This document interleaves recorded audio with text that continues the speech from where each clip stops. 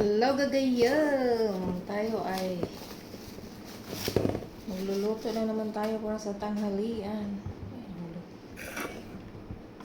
Paborito ni amo ko yung pusa. Ayan. Binubutasan ko sa loob. Tapos lagyan ko ng karne. Ang palagi niyang inaano. Pinapaluto. Halos araw-araw na lang. Tapos lagyan ko ng lagan.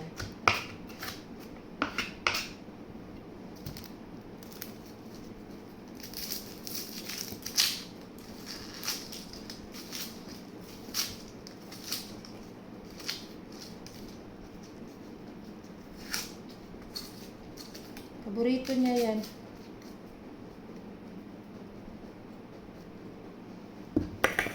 Kasi nga nagda-diet daw siya.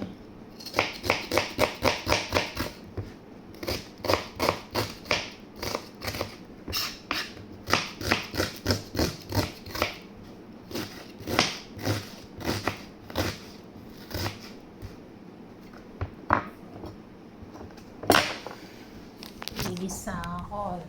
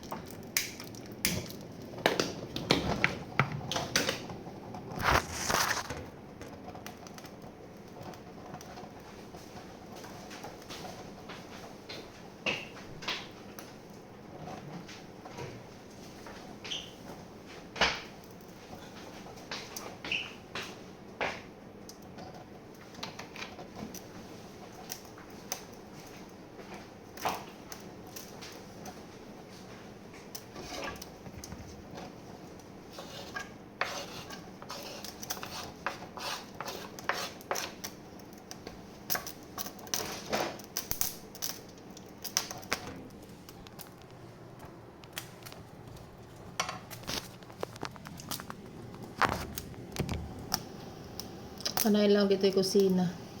Lagi na lang nasa kusina, luto. Ayan.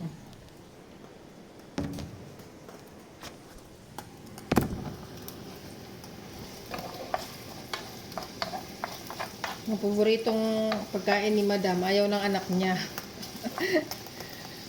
Ayaw ng anak niya. Hindi rin ako kumakain, kaya nagluluto ako ng ibang pagkain ko rin.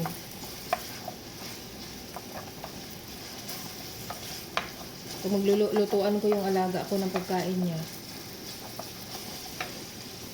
Ayun, nagluluto rin ako sa aming dalawa yung pagkain niya. Yun na rin pagkain ko na rin. Yung pagkain ni amo ay walang ano. Sarap naman siya, pero siya yung parang ayaw ko talaga. Kasi yun yung kusa.